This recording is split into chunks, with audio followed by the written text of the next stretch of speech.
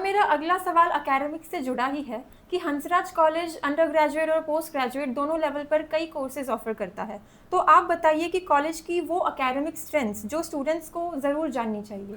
चाहे आप राजनीति की बात करो, आप मीडिया की बात करो, आप एजुकेशन की बात करो, आप ब्यूरोक्रेसी करो, कुछ भी आप देखेंगे, किसी भी फील्ड में आप देखेंगे तो हंसराज कॉलेज के जो स्टूडेंट्स हैं वो आपको एक्सेल करते हुए मिलेंगे। क्योंकि मैम, हंसराज कॉलेज हमेशा से दिल्ली यूनिवर्सिटी के सबसे सॉट आफ्टर कॉलेजेस में से रहा है। तो अकॉर्डिंग टू यू वो कौन सी बात है जो हंसराज कॉलेज को बाकी कॉलेजेस से अलग पहचान देती है? डीएवी ट्रस्ट का कॉलेज है। दिल्ली यूनिवर्सिटी के जो अलग अलग कैटेगरी के कॉलेजेस आते हैं उसमें ट्रस्ट कॉलेज है, और ट्रस्ट भी डीएवी कॉलेज। जब हम डीएवी कॉलेज की बात करते हैं तो बड़ा साफ है कि हम आर्य समाज से जुड़े हुए हैं। और जब हम आर्य समाज की बात करते हैं तो आर्य समाज किसी धर्म का नाम नहीं है। नमस्कार and welcome back to पॉलीचर्चा।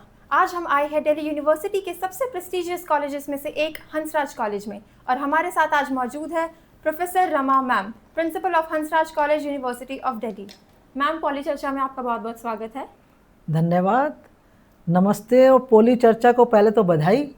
Hansraj college आप आज आ रहे हैं, लेकिन मैंने आपकी जो इससे पहले की एक दो वीडियोस देखी हैं, मुझे अच्छा लगा कि आप यंग लोग मिलकर जो समय की डिमांड मतलब कि दिल्ली यूनिवर्सिटी के अलग अलग कॉलेजेस के बारे में लोग जानें, कॉलेजेस क्यों जाने चाहते हैं, हर कॉलेज की अपनी क्या एक कहना चाहिए खासियत है।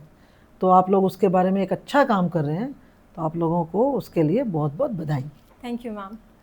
मैम, कॉलेज के बारे में बात शुरू करने से पहले हम जानना चाहेंगे कि पर्सनली आपकी नज़र में आपके लिए हंसराज कॉलेज पर्सनली क्या मायने रखता है? क्या आपकी जर्नी की कोई ऐसी मेमोरी या एक्सपीरियंस है जो हंसराज की स्पिरिट को सबसे अच्छे तरीके से डिफाइन करता हो? देखो, ऐसा है, जहाँ तक हंसराज कॉलेज के साथ मेरे जुड़ाव की बात है तो मैं यही कह सकती हूँ कि अब तो जैसे होता है ना, शरीर में आत्मा जैसे होती है जी। तो हंसराज कॉलेज मेरे लिए वैसा ही है। बिना हंसराज कॉलेज के मुझे अपना कोई वजूद नज़र नहीं आता। मुझे लगता है कि हंसराज कॉलेज से ही मेरा अस्तित्व है, हंसराज कॉलेज ही मेरी पहचान है, और ज़्यादा बोलूँ तो हंसराज कॉलेज ही मेरा जीवन है। आपको मैं बताऊँ, मतलब मैं कहीं भी जाऊँ, सुबह से लेकर शाम तक मेरी चाहे जितनी मर्जी व्यस्तता हो, मान लो मैं कॉलेज के बाहर जा रही हूँ, किसी मीटिंग में जा रही हूँ या किसी प्रोग्राम में जा रही हूँ, और अगर मैं लेट भी वहाँ से फ्री होती हूँ तो एक बार मैं हंसराज कॉलेज में आती ज़रूर हूँ। मुझे लगता है कि जैसे हम बिना पानी पिए नहीं रह सकते, वैसे ही हंसराज कॉलेज में आए बिना अब मैं रह नहीं सकती। रही बात कि हंसराज कॉलेज के साथ ऐसा मैं आपको बताऊं, क्योंकि मेरी पढ़ाई हंसराज कॉलेज से नहीं रही। मैं हालांकि दिल्ली यूनिवर्सिटी के जानकी देवी कॉलेज से पढ़ी हूँ। बीए, एमए, एमफिल, पीएचडी, मेरी सब चीज़ें जो हैं वो दिल्ली विश्वविद्यालय से, सारी डिग्रियाँ मेरी दिल्ली विश्वविद्यालय से हैं। लेकिन जब मैं हंसराज कॉलेज में आई 1991 में मैं मीडिया में काम करते करते, मैंने प्रिंट मीडिया में, इलेक्ट्रॉनिक मीडिया में, दोनों में मैंने काम किया। उससे पहले दिल्ली यूनिवर्सिटी में एमए करते हुए मैंने दिल्ली के prestigious institute of mass communication, वहाँ से मैंने जर्नलिज्म कोर्स किया। वहाँ तक मेरी ऐसी कहीं कोई मेरी मतलब मन में कहीं वो नहीं था कि हाँ मुझे कहीं टीचर बनना है, मुझे टीचिंग करनी है, मुझे किसी कॉलेज से जुड़ना है। लेकिन प्रिंट मीडिया, इलेक्ट्रॉनिक मीडिया में काम करते करते जब मैं हंसराज कॉलेज आ गई तो फिर मैं हंसराज कॉलेज की ही होकर रह गई, और ये कॉलेज है तो मैं हूँ। इतना ही मैं कहना चाहती हूँ। Okay ma'am. Ma'am, Hansraj college हमेशा से दिल्ली यूनिवर्सिटी के सबसे सॉट आफ्टर कॉलेजेस में से रहा है। तो अकॉर्डिंग टू यू वो कौन सी बात है जो हंसराज कॉलेज को बाकी कॉलेजेस से अलग पहचान देती है?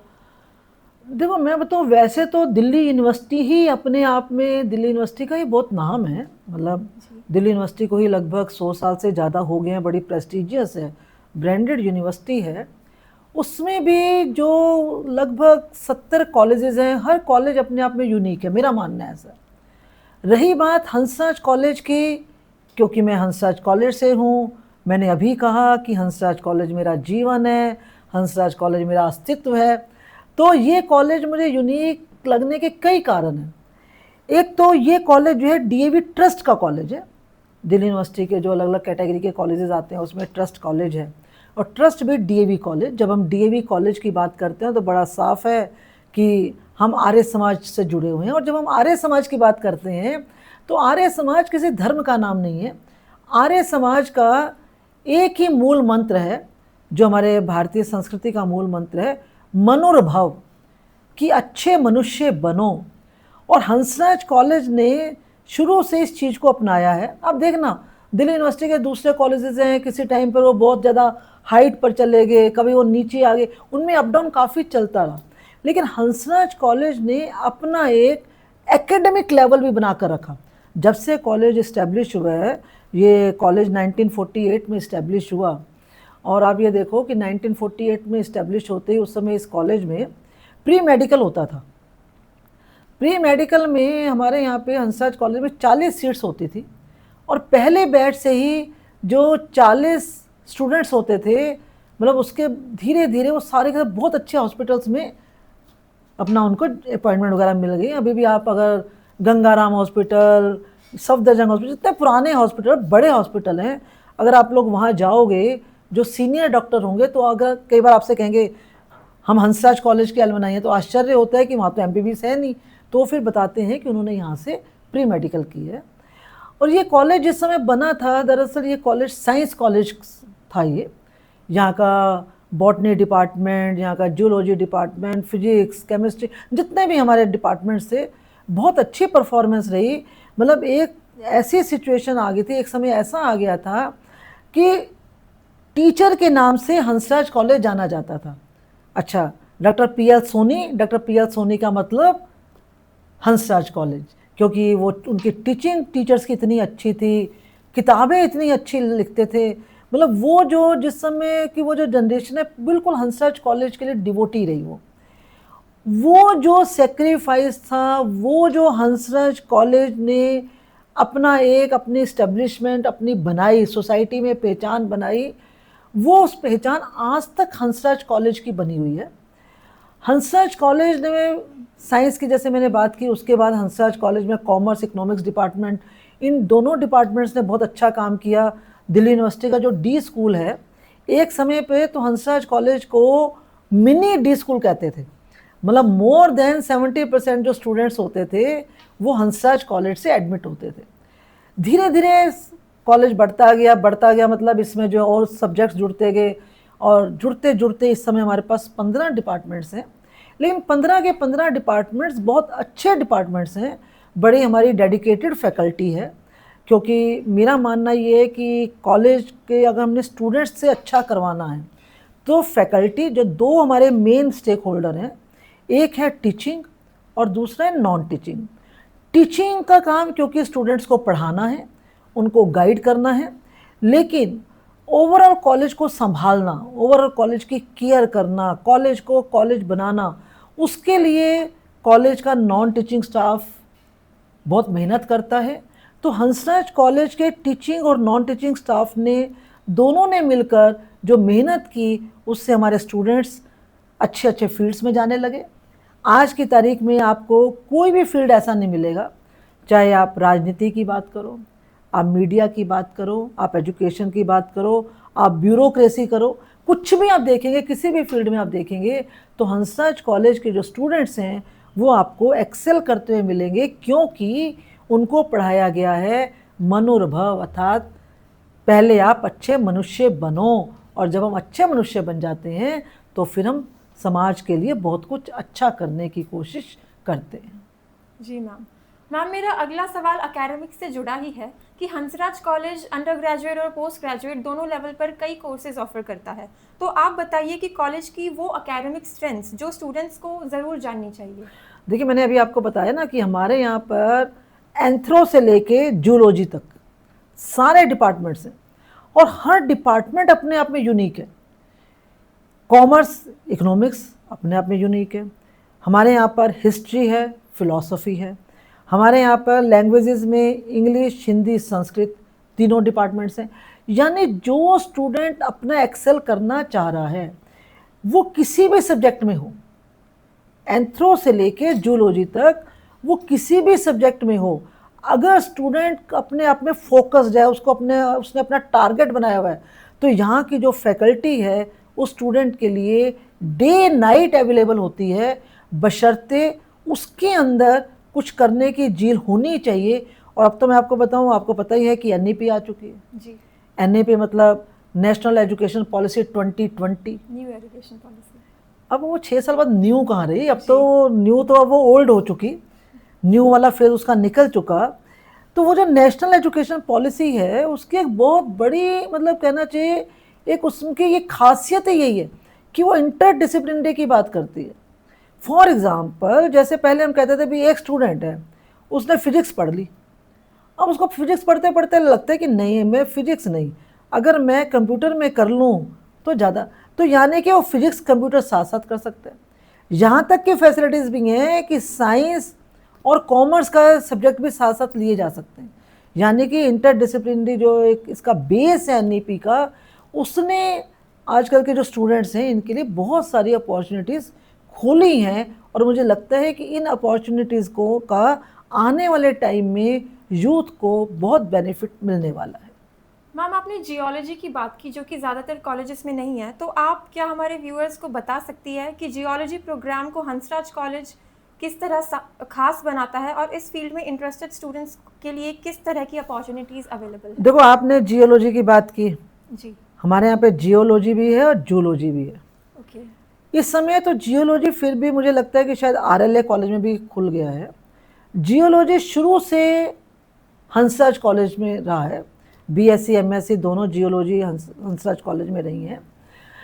और इसकी जो सबसे बड़ी खासियत है, बाकी जो अंडर ग्रेजुएट स्टूडेंट्स आते हैं फर्स्ट ईयर में वो सारे कॉलेज में पढ़ने आते हैं, लेकिन जो जियोलॉजी वाले बच्चे हैं यानी GEOLOGY जियोलॉजी वाले बच्चे ये फर्स्ट ईयर से ही यूनिवर्सिटी में पढ़ते हैं।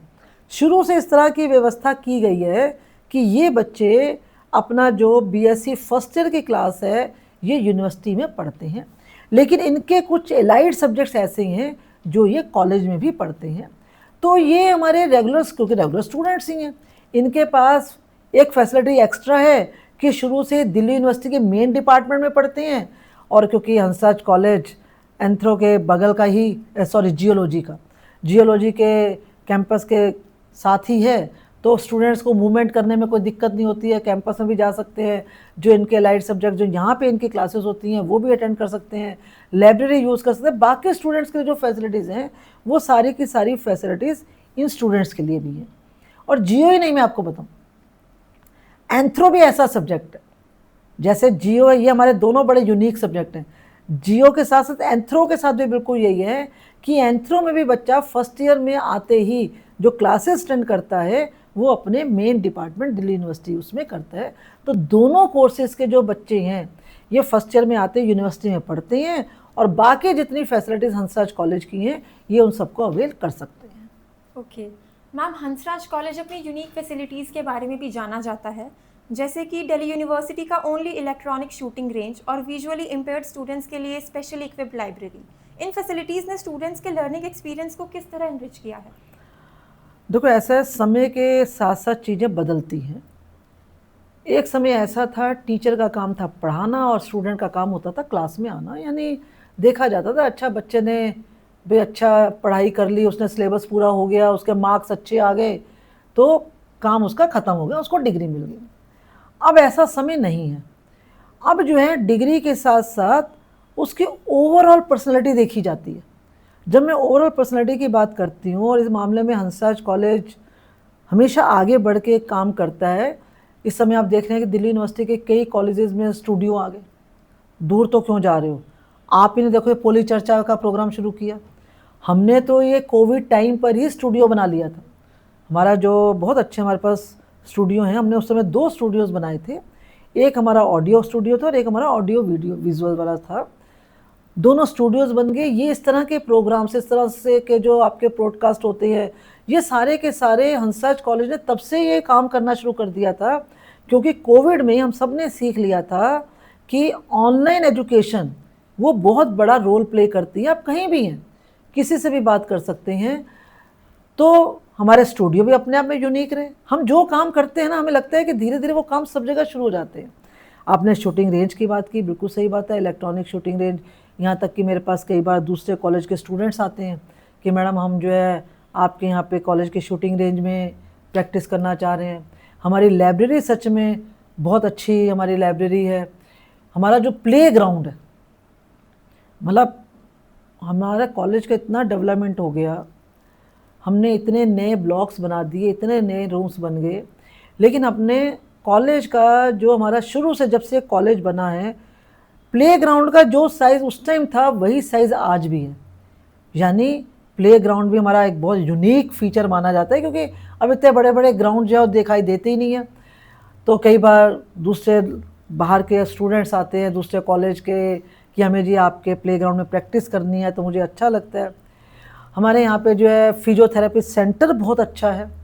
मैंने अभी पिछले लास्ट वीक की बात है, मुझे पता चला कि कैंपस के 1-2 कॉलेजेस ने और फिजियोथेरेपिस्ट रख लिया, तो मुझे खुशी हुई कि देखो वहाँ भी फिजियोथेरेपिस्ट है।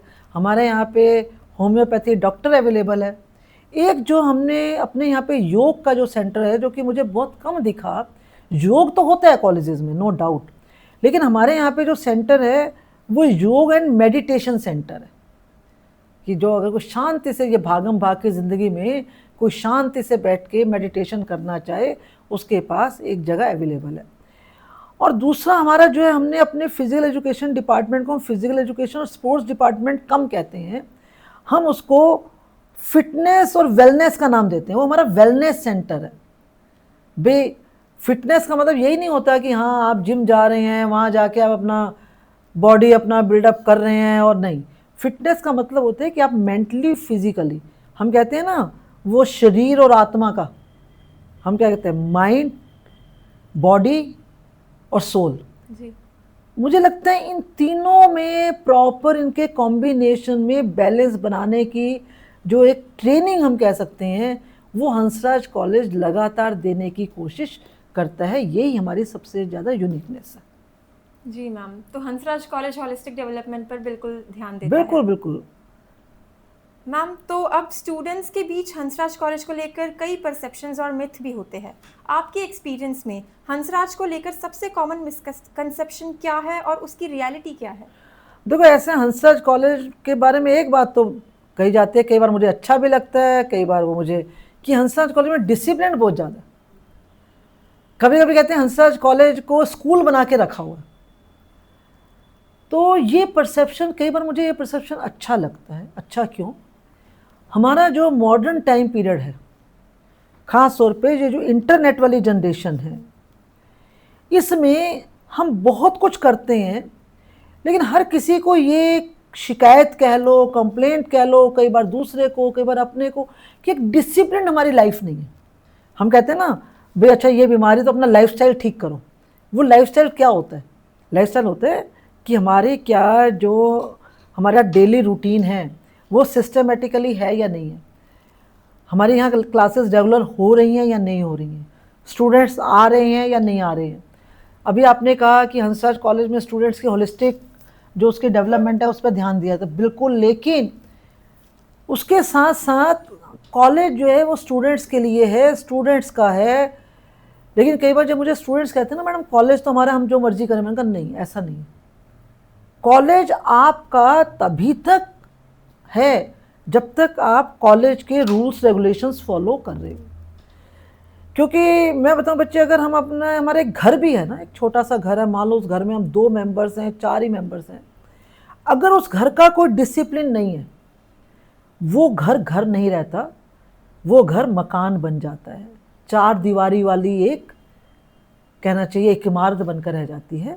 इसी तरह से जिस कॉलेज में स्टूडेंट्स के, हम सभी, चाहे इवन मैं एज अ प्रिंसिपल, हमारे टीचर्स, हमारा नॉन टीचिंग स्टाफ, हमारे एलुमनी, यानी सारे स्टेक होल्डर्स और हमारे स्टूडेंट, अगर इनमें से कोई भी स्टेक होल्डर ऐसा हो जो कॉलेज का डिसिप्लिन फॉलो ना करे, तो कॉलेज उसी दिन खराब होना शुरू हो जाता है। डिसिप्लिन का मतलब मेरा ये नहीं है कि हाँ जी आप जो है 8:30 बजे ये काम करो, आप 9 बजे यही काम करो, नहीं।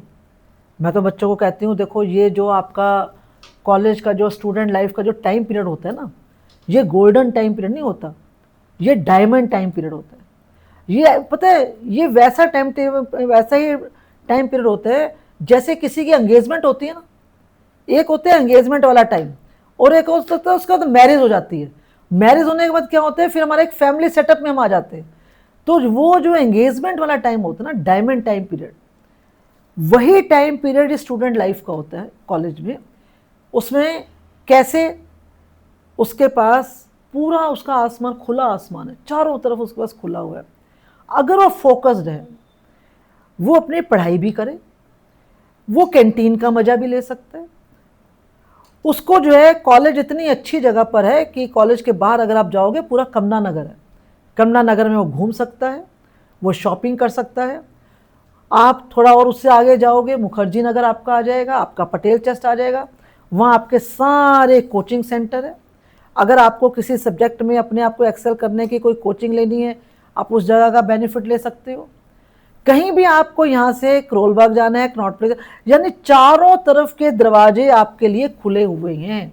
अब आपने देखना है, जैसे मैं बताऊँ हंसराज कॉलेज में ना, जैसे हंसराज कॉलेज की एक कैंटीन है, हंसराज कॉलेज का एक मिट्टी कैफ़े है, हंसराज कॉलेज में एक अमूल का कियोस्क है, हंसराज कॉलेज में एक नेस्कैफे है।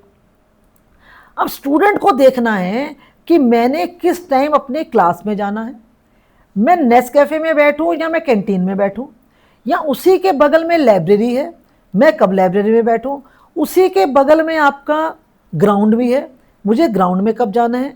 मतलब ये अब स्टूडेंट कॉलेज में क्या सब चीज़ें सबके लिए अवेलेबल हैं सब, लेकिन उसमें कैसे बैलेंस बनाना उसको कह दो, मैनेजमेंट कह लो। क्योंकि जो मैनेजमेंट होता है ना, मैनेजमेंट सिर्फ मैनेजमेंट का पेपर करने वालों को ही नहीं पढ़ना होता। मैनेजमेंट का मतलब एमबीए करना ही नहीं होता। मैनेजमेंट का मतलब होता है हम अपना डेली रूटीन कैसे मैनेज कर रहे हैं, सुबह से लेकर शाम तक। उसी में मोबाइल भी यूज़ करना है भाई, बिना चैटिंग के तो कैसे काम चलेगा। उसी में आपके सामने 24 घंटे चलने वाले चैनल्स भी हैं, आपका एआई भी उसी में है। मोबाइल फ़ोन हर समय आपने हाथ में रखना है। अब वो मोबाइल फ़ोन है, उसका इस्तेमाल कब आपने अपनी पढ़ाई के लिए करना है, कब आप चैटिंग के लिए कर रहे हो, वो मतलब खुद पे डिपेंड करता है।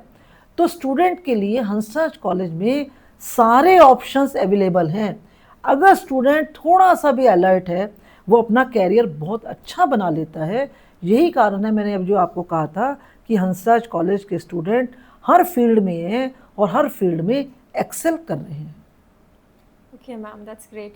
मैम, स्टूडेंट्स सिर्फ प्लेसमेंट्स ही नहीं बल्कि रिसर्च, एंटरप्रेन्योरशिप, सिविल सर्विसेज और हायर स्टडीज़ में भी अपना करियर बनाना चाहते हैं। तो Hansraj college in different career aspirations को सपोर्ट करने के लिए किस तरह का इकोसिस्टम प्रोवाइड करता है? हमारे यहाँ पर ना हर कैरियर के लिए इकोसिस्टम है।